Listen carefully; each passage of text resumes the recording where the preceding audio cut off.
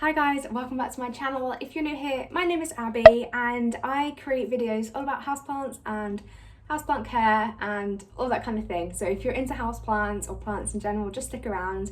And stick around for today's video because it's a really exciting one. It's probably one of the most exciting videos that I've created, in my opinion.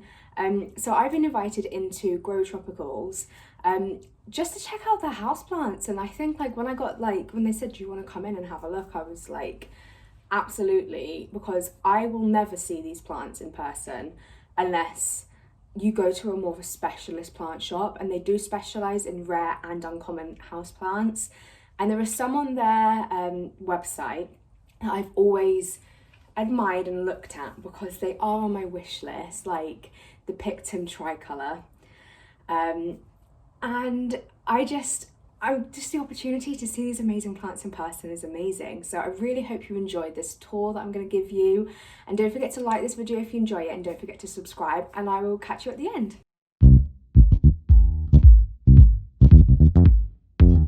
Hi everyone, welcome back to my channel. I'm here with Jacob and Sam from GrowTropicals, and we're going to tour the greenhouse, and we're going to get some more insight to the plants from Jacob because he's the expert here as well. So we'll just get straight into it. So this kind of section is like my kind of play area. This is where all of the good stuff is, but also kind of more unusual stuff that you probably have never seen in plant shops or for sale. So I guess start at the back here. So the back plants here are all aroids from Africa. Yeah. You can see there's a couple of them now starting to go dormant. It's like the end of the season, so they all grow from big tubers underground, and that's kind of seasonal, so they'll grow in spring and summer, and then they go dormant in autumn and winter. They tend to have a slightly longer season in here because it's consistently warm. This big Rhaphidophora angustata is here because it's the only place that we could put it without it being in the way. You can kind of see that it grew and then matured. So normally that would happen at the top of the tree, but weirdly it decided it was going to mature here. We've also got some other really nice bits. So this is another aroid from South America. You can actually see the flower on it. It's really bizarre flower. Oh, yeah. So this is Uliram Don Bernsier. But interestingly, this one and this one are the same. But there's two different forms. So you see this one is without the speckles. Oh yeah. And they're both in flower. So. This is going to show how advanced you are and I'm not, but from the juvenile kind of leaf, it looks very similar to a syngonium, doesn't it? But it really gets its lobes. So that leaf shape is really typical of aroids in general. So that's the kind of original, I guess, evolutionary shape of aroids. So as we go through, I'll point out some more, but it's a really common leaf shape is the kind of bunny-eared lobes on the leaves, which you can see in this too. So this is a Nepthitis is the genus, but also from Africa. So these are all pretty rare in cultivation. What else do we have here? We have another aroid. So there's two plants. This one's super rare. So this one came from a botanical garden. So it's Harper Brownie, which is I think from Thailand. You can see the flower there of the same plant. It's just the leaf hasn't come out of that one yet. Again, they're tuberous, so they grow from tubers. But something that's weirder, which is not an aroid, it's actually they call a sedge, so it's similar, related to a grass or something, but it has this amazing stem which is kind of built from the bottom of the petioles on the leaves. That is beautiful. So this is Mapania cuspidata. There's two with very similar names. Cuspidata. What else? Oh, this one's a crowd favorite. Yes, it is. Wow. So this one is Piper, so it's related to black pepper. It's Piper Argyrites, if I pronounce that right. But this is a particularly red pink form that was like basically selected and then bred to be more pink. Wow. Red. And these are the same? These are all the same, yes. So this one also is the same, but it was growing in higher light. So you see, like in the lower light, it gets better coloration. So lower light, higher light. Higher light, yeah. Wow. So this has only just been moved here recently, hence the difference. But That's over time, it should. So probably one that's maybe more familiar to like people with houseplants is this is Naglia Nema, but it's basically a wild type of Commutatum from the Philippines, I believe. That is beautiful. Which has this like really, it's kind of like a camo pattern, but really subtle and subdued. So I really like that one. One of the things that we've really started getting into and growing more are begonia, but like the more sensitive, small terrarium type begonia. So this one is pretty amazing. Oh, lovely. This one is Curtissy, Begonia Curtissy. You can see here, so you have the male flowers, and then the female, which has the ovary on the back of it. Oh, wow. So this one, and then this one is pollinated, so that's a seed pod that will mature, and then we can grow more from seed, which is something we're like really trying to do more of, particularly with the begonia, because a lot of the begonias are super endemic, so they only occur in like tiny environments in like one place in the world. What else do we have here that may be of interest? What are these down here? So these are all propagations. So we have Philodendron Atabapowensi, which is a really nice. This is like there's a couple of forms that you'll find in cultivation, but this is the kind of, they call it glaucous, like bluey silver form. Yeah. And then you see the like really nice maroon rear of the leaf. So they're all propagations. There's some Rhaphidophora and things at the end as well. But these were done like a month or two ago, so they'll be kind of ready to go soon. They'll get transferred into soil and then be ready for sale. This is one of my personal favorites. Oh, wow. This is from South America. It's also an aroid. It's Chlorisbatha atropurpureum, but it's kind of nice and velvety on the front, but like when you turn it round, like the new leaves are pretty amazing. It is absolutely beautiful. And so happy and healthy. Yeah, hopefully.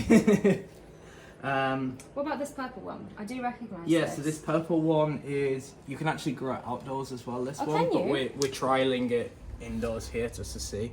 It's Strobilanthes is the genus. It kind of, the leaves start out with this really intense purple and then kind of fade to a grayer colour over time, but that's been super popular. We've sold a few plants of that recently. Ooh, this one's a nice one. This is a very exciting cart. So this one's called Libicea. They call it turtleback. Yeah, I can see why. Because it kind of looks like the back of a turtle. Absolutely beautiful. And then, in the same vein, is Begonia, which has been a bit strangled, but this one they also call turtleback. You kind of see, but this one's Begonia. You can see the amount of flowers on this one. That is really beautiful. It's obviously like, look at all of this. Yeah, so there's some seeds also coming here. You can see them. You don't often see begonia. I don't often see begonia flower, so it's really nice to see them. Yeah. Another one on. So obviously there was the pink piper. Oh, I love this. This is also in the piper family. This is Piper palmatum. Is it? Which is like the foliage is pretty amazing on this one. That is very Jurassic. It's very very like heavy, and I love the dark leaves. That's incredible. Then, kind of in the similar vein of foliage, there's this Libicea. it's a bit hard to see, but it's almost like holographic, the colours on these. It probably doesn't come across on camera. Wow. I love it when the plant has so much like texture to it. Yeah. I think one of my other favourites on kind of texture foliage is this one, which I just repotted up. This is Anthurium Cladomoides. Beautiful. So it's kind of really bullate texture. I love this pole that it's climbing. Yeah, so these are tree fern poles. Oh wow. Unfortunately, really hard to get hold of. So I only have like a limited stock that we kind of cycle through the different plants. But yeah, what else? Oh wow. Probably bigger than most people see, Peperomia. You're kidding me? No. No way. Yes, this You is... see, because it has a really familiar shape of leaf and Yeah. look, but I've never seen one this big. Peperomia metallica from Ecuador. Wow. Interesting, you see it keeps making weird leaves, which are like two leaves stuck together. That is really cool. Yeah, this is... I did not even know Peperomia got so large. Wow. Yeah, we've grown this species like quite a long time, and it's never got that big, and then this one just decided to grow huge. Another one that people really like. Yes. This is Hof Mania. Oh. Geese Brightii, which is kind of velvety as well, which is super nice. I think the stem is nice on this as well. It's really bizarre, like almost square. Yeah, like really 3D, like very unusual.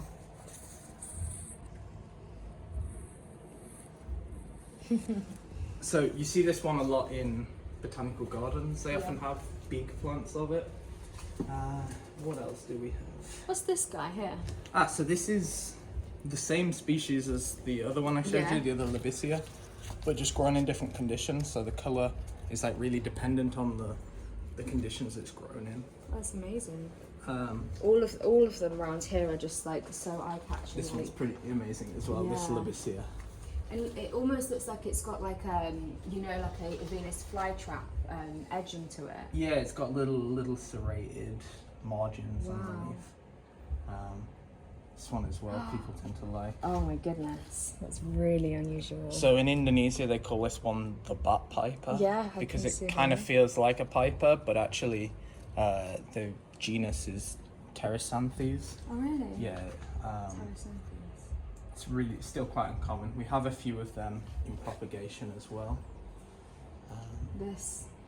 So these are all the bigger leaf ones here are all Libicea species. So they're all similar to these. The turtleback, this one here, this one, and this one, and this one, and also this one that's sneaked in behind with the kind of neon pink margins. That is really unusual compared to the rest. It's almost like it's kind of got like a fish kind of scale look to it. It's a bit really, unusual. Really There's some begonia here as well that we've been kind of growing and propagating. So this one is Begonia Dundui, but I don't know if you can see how iridescent it is. It's so tiny and so like. Yeah, these are all little seedlings. This is interesting. Begonia chloristica is this one, which is really a really nice one. Wow. Oh, and I do recognise this one here with the very 3D. Yeah, Milano Bellata. Begonia Milano Bellata. Wow. There's a couple of begonia that have these really cool, like, hairy spikes on them. Yeah. That get just bigger and bigger and bigger with age. One that's really niche, but it's one of my favourites, is this one. Oh wow. I don't know if you can guess what it might be. No, it looks like some sort of like. No, that's the moss in there, but I don't know. What is that? It's tiny. It's a rhododendron. Oh wow. It's basically a dwarf rhododendron from Papua New Guinea. It is very cute. It doesn't get any bigger than this. Oh really? Yeah. So it grows as like an epiphyte, so it grows on trees. Oh okay. That's really Wow. Yeah, one of my favourites. There's just so many exciting things here. Like even like. Yeah, the way orchid. these- This yeah. little orchid flower. Oh. Adorable. And do you sell them, if you were to sell something like this, do you sell them on the Yeah, so the wooden moss we've fat? got a delivery coming hopefully on Monday Yeah. of like mini orchids, and they all get sold mounted. Behind you we have this is kind of where we grow all of the water-loving plants, bryophytes, so plants that grow like on riverbanks. Oh yeah. There's a couple here that we're just trialing, like growing basically self-watering, but the rest of them all grow on riverbanks. So you've got Serrata Stemmer Johnstonii. Oh my God. You have to watch the petioles on these because they're super spiky. It's like a rose. Yeah. We've got some Schismatic Lotus here. So the nice thing with these is there's tons of different kind of foliage patterns. So these are all in the same genus. Little Aglionima Nema, this one's really beautiful. See, It's got that silvery blue iridescence to it, doesn't it? Yeah, it's also got, it's quite hard to see, but it's also got like a pink Yeah, I can see fleck that, to it. yeah. Which is kind of unusual for the silver ones. Yeah. Yeah, we go around. There's a couple of Anthurium Crystal kicking in here to try that growing. These big ones that kind of look like palms, they're actually cyclanths, so they're more closely related to this than a palm. Oh really? Which always amazes me because it looks exactly like a palm. This one, which has just got a new leaf coming, which is going to look pretty amazing. It's now starting to mature, so you see, this is Lassia Spinosa. And the bigger it gets, the more kind of finger lobes on the side of the leaves. This one, which, just watch yourself, because again, it's super spiky. This is like an aloe. Like it has the same kind of like growth pattern to it in the... It's actually a Pandanus is the genus, it eventually grows into kind of like what looks like a big palm tree. Yeah. But when it's young, it has this like amazing like pinky orange colours. And it just kind of like variegates out to the so dark they green. fade kind of through. You can see like a grey pink colour and then to green over time. Wow. If you like flowering plants, this one is Columnea. That's so unusual. This is a Columnea Gloriosa. Wow, it's really happy. Look how many flowers are coming through. Yeah, so all of these, you see these ones here with the little. Oh yeah. They're all flowers that are developing. So it's going to be absolutely covered in flowers pretty soon. These ones are cool. So the genus is Serrata Stemmer. Okay. Same with this one too. Yeah. They're actually in the same family as blueberries, but they're tropical. You see them, the flowers there. They're really beautiful flowers. Really beautiful. But yeah, one of my favorites, these ones. Yeah. They make like amazing hanging plants. I wish they were easier to get and more available. Yeah, they're stunning. Because I think... Are these a fast grower or are they quite a slow grower? Not somewhere in the middle. Yeah. Not the fastest plant I've ever had, but certainly not like... This one here I've had for about a year and it was maybe like this long. So this is all new growth. Really and this is all new growth. And that's its pot there? This one there. The one behind, that's got that one in. So it's not in like a overly large pot. It probably needs repotting pretty soon, but yeah, it doesn't need a huge pot because again they grow as epiphytes, so it grows on trees. Yeah. So it normally has quite a small root system. There's this gigantic Philodendron Mcdowell. Oh my goodness. So it's a cross between Gloriosum and Passarinum. That is absolutely incredible. And we just moved it to this long pot because it's a crawler, so it crawls along the ground. Oh wow. Have you had this for long? Is it like So when I got this like a year and a half ago, it was like that big. Oh my goodness. At my home, it got to like, these are all the plants and then I moved it into the greenhouse. And then you've got this. Yeah, so it's pretty happy in here. It is like the size of it's bigger than my arm. Wow. And then you've got some Peru down Yeah, here. it tends to be just like random. On the lower shelves tend to be, you know, propagations. Yeah. And there's a few begonia. We have tons and tons of Philodendron lupinum. Oh. I think that's like 50 or 60 plants down Yeah. there hiding. This is one of my favorites. Oh, this is my ultimate wish list plant. Yeah, so this is a medium That medium, but the green form. It is beautiful. So there's a new leaf coming there too. Oh, it's obviously like, look at that. Yeah, it's quite unusual to get to see them at this maturity. Yeah, definitely. You can see how many times it's been up and down the pole. Wow. That is incredible. Right. There's another nice begonia here, which has like really amazing leaves. It's really nice and really dark foliage, this one. Yeah. What else do we have here? What's this one? So this is, it was in slightly too high light, so that's Yeah. why it's a little pale. But it's Serrata Mirabellas. So if Wow. I just grab, there's probably a Oh, yeah. nicer Oh. version here. Wow. But yeah, it's also an arid from Africa. Lovely.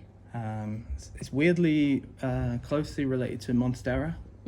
So when they get really mature, Yeah. the leaf actually splits. Oh, does it? Yeah. But I've only ever seen that in Yeah. botanical gardens in really old plants. That's amazing. And what have you got it potted in? So at the minute it's like a just in high moss. quality So moss?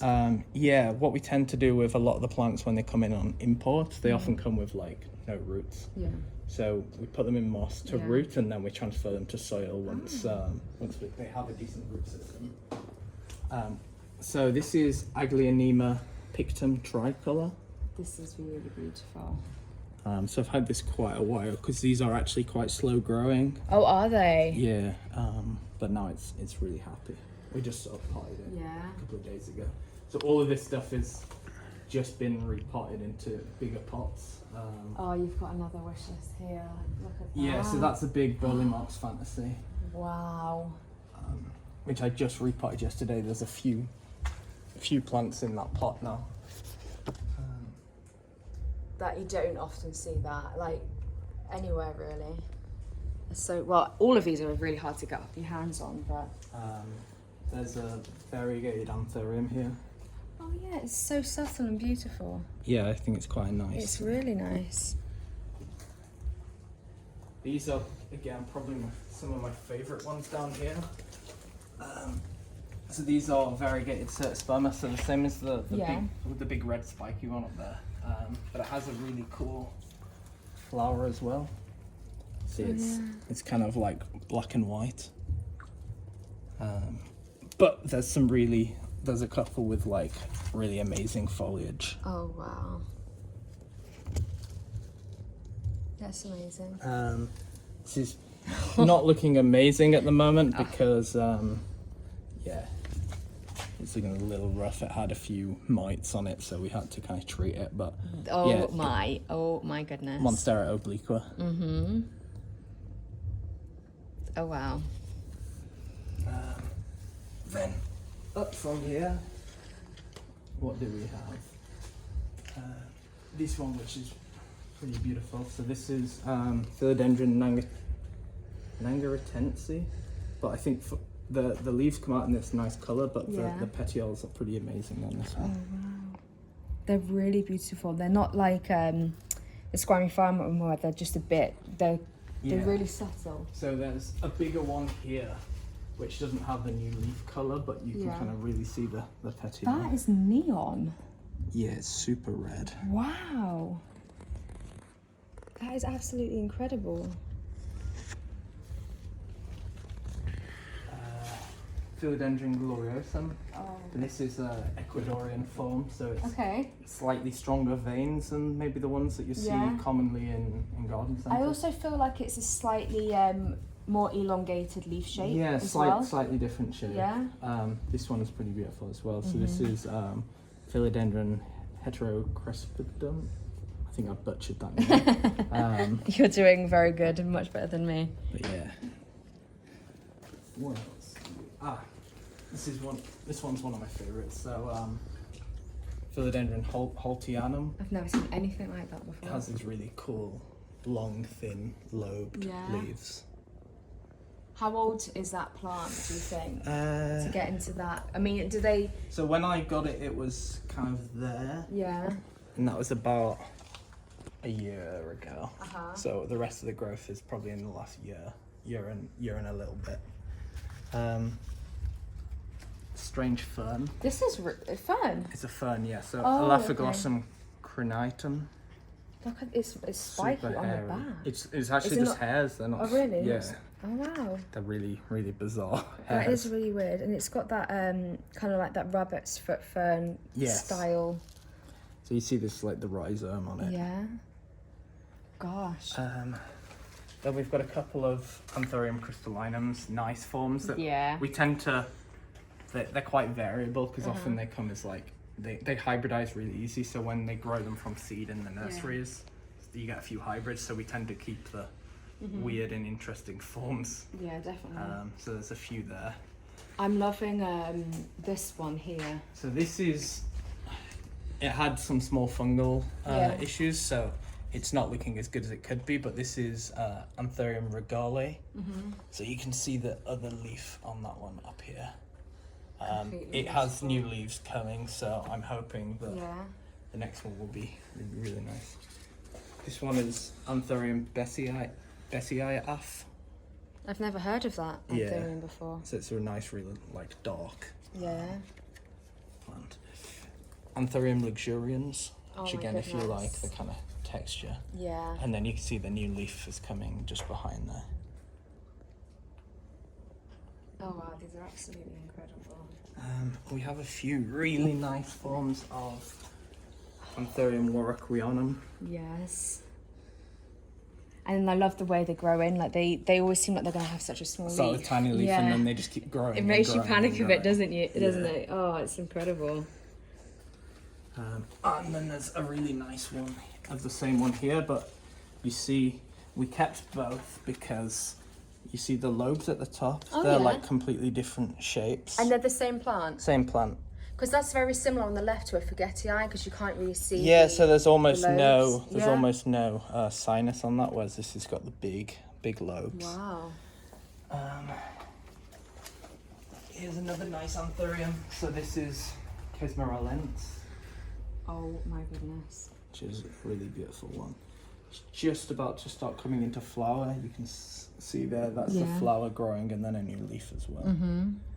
These roots are just incredible. Yeah, all of these just got a nice repot as well. So they're in the process of growing again. These are really unusual. Yeah, so these are columnae.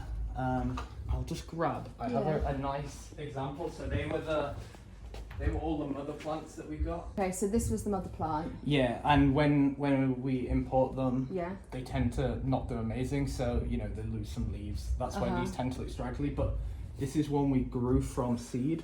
Oh wow! But I think the kind of pièce de résistance is on the back, So I love that texture they've got. They're so they feel so like robust and like really hardy. In nature, they're actually pollinated by hummingbirds. So the red is actually to attract hummingbirds. Them, yeah. So these were, I think this is about 8 months from seed. Oh. So they're pretty vigorous. Vigorous growers. Maybe this one's interesting as well. This is a Hoya. Oh my goodness, I absolutely love this. Hoya Giringadang, I think is the... It sounds ridiculous saying, but yeah.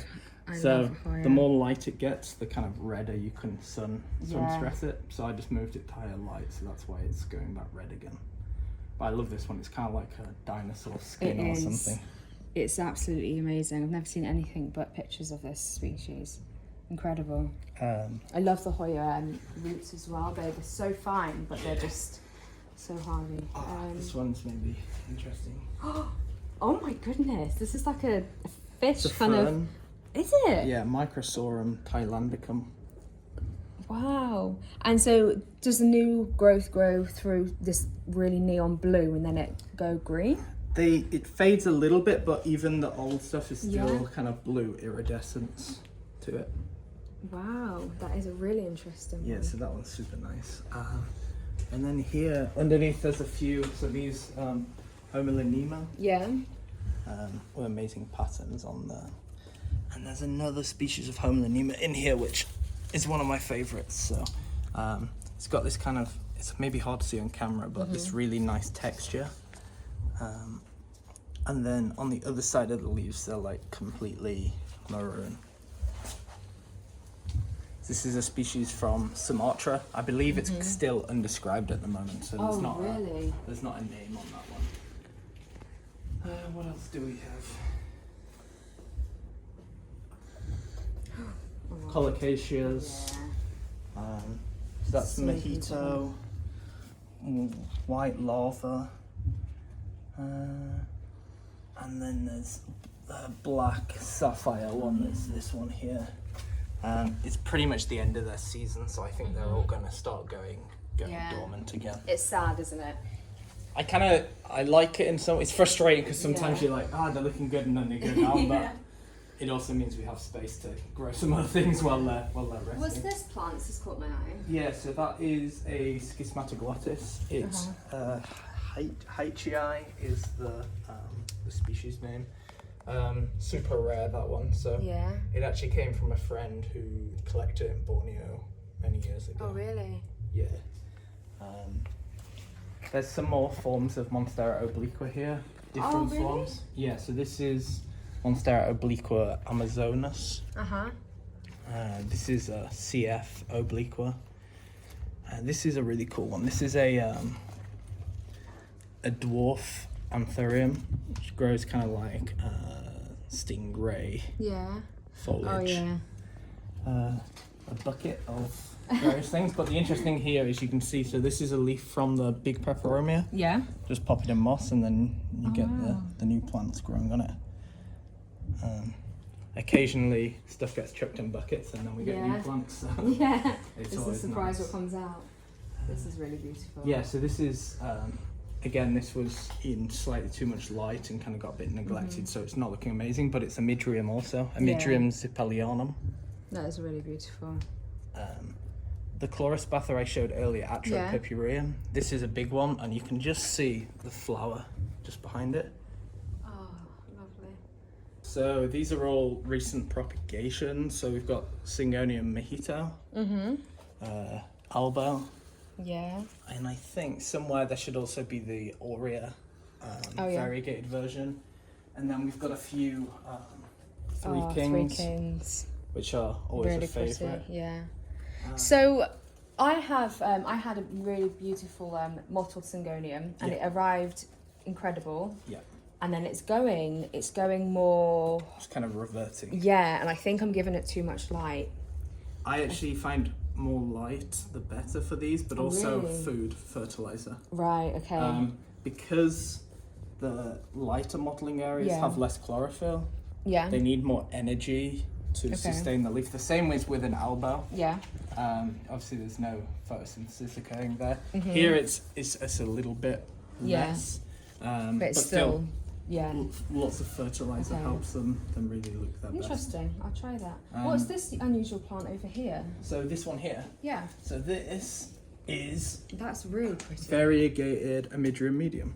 Oh, is it? Oh, wow. I don't even feel like I should touch it. So these I've never ever seen anything like we just made cuttings of these, so that's why they're a bit And they have that same, like, mottled, like, texture as well as the Syngonium. It's kind of, like the mojito I think variegation. That is incredible. There's a couple of, if I just see now, oh no, they're not on there, they're on the other tent, which I can show you. So here's another form of the Serrata Stemmer, but with like super nice foliage. Really, really beautiful. And then other nice things that are on here is this Sonorilla from Vietnam. Wow. So pretty. Almost has like a poisonous look to it, doesn't it? Some more flowers, columnar flowers. Here, this is an Aglionima. Yeah. Is that a bicolour? Tortum again, but it's a really variable species. So this is one that's from the Thai-Myanmar border. Okay. Grows in riverbanks, actually, this one. Can you imagine? Yeah, just coming across that in there. An interesting one maybe, which we didn't touch on before, is, so this is Dwarf Varicosum. Is it? Yeah, so these are really popular for like terrariums because they don't get much bigger than this. I didn't even know they came in dwarf form. Yeah, so Ecuador, I think these grow. So there's a couple of mini forms. Yeah. And then 1 or 2 dwarf forms. Wow. Yeah, they were found. Got more three kings down there. Yeah, more three kings. Aristomoides. Oh wow. Anthurium Aristomoides, which is. I love their nice growth one. pattern. And kind of bullate, and also, for me, this is like one of my favorites. It's a climber. Yeah. It's got that bullate texture. Yeah. And it's silver. Like it's like ticks every single box for me. There's a few more Anthuriums here, so we've got like silver blush. Beautiful. Which are always really popular. Yeah. And we've also got Anthurium luxurians radicans. Really, really pretty. Which is really nice kind of bullate texture on those as well. And just so like almost like a very understated but so beautiful. Yeah, I think so as well. What else do we have here? Some more Schismatic Lotus. I was kind of saying the foliage can be super variable on all of these, so they have like lots of different kind of permutations of this like camouflage pattern. Yeah.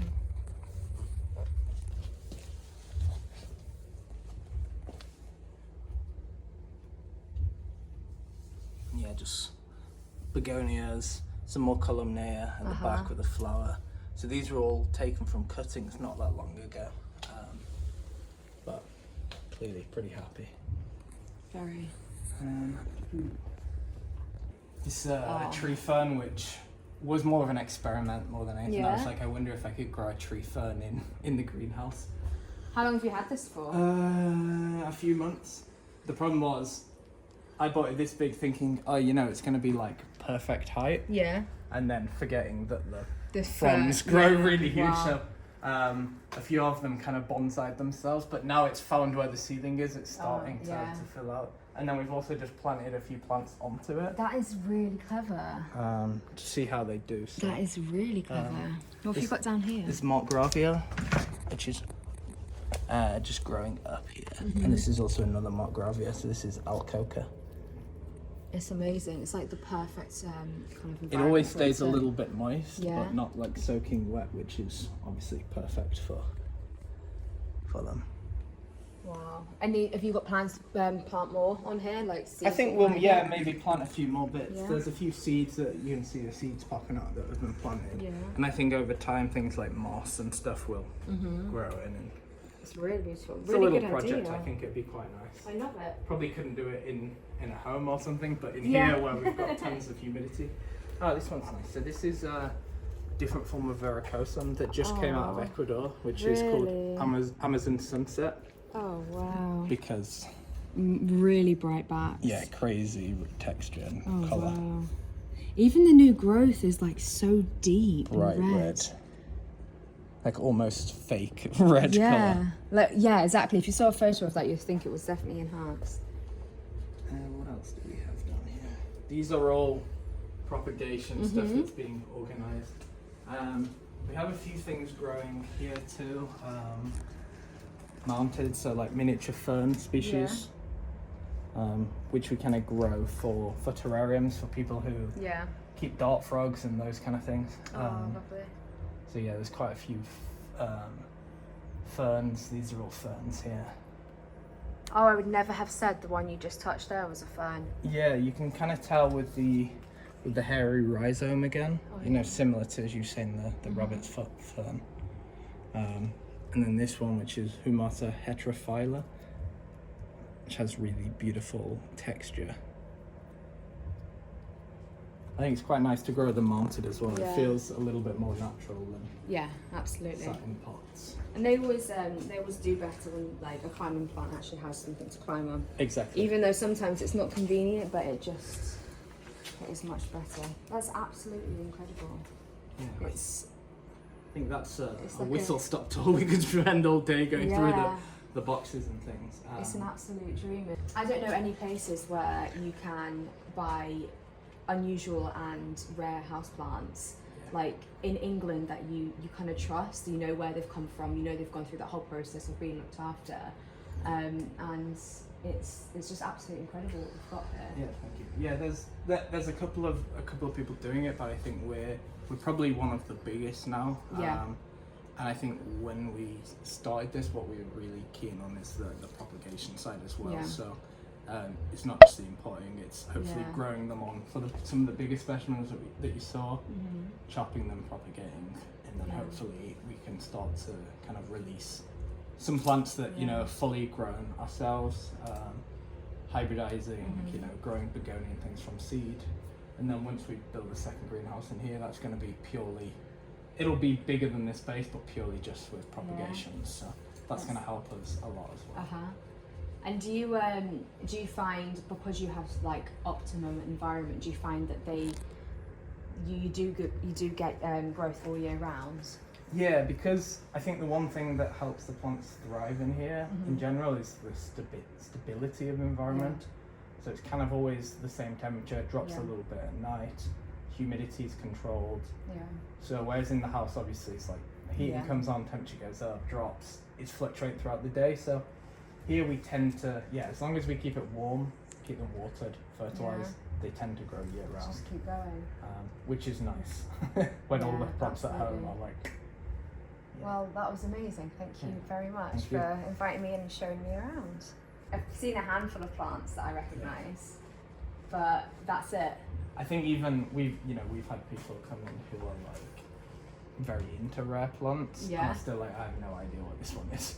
But I tend to I'm naturally curious, so if I see something interesting, I'll buy it, try and grow it, and see how we do.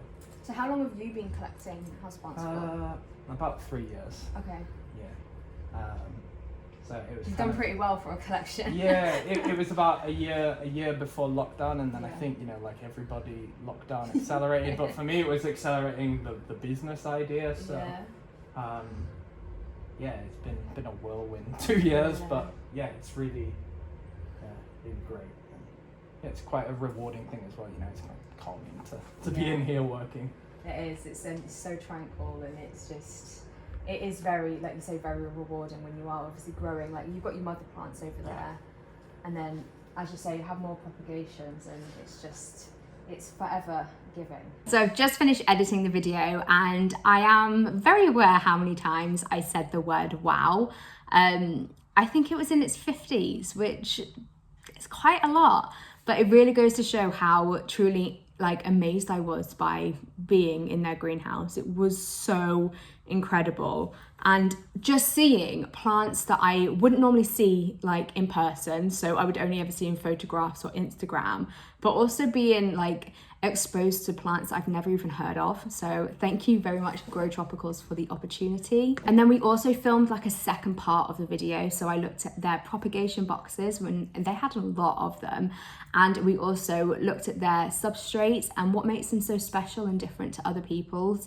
And then we repotted a rare Anthurium together as well. So that video will be coming up in a couple of weeks. So if you do want to catch that, don't forget to subscribe and click the bell notification. You'll be notified when I release new videos, which is every Saturday at 9 AM. But I really hope you enjoyed this little tour with me. And if you have any questions or any comments to make them down below, and I'll catch up with you then. Thanks, bye.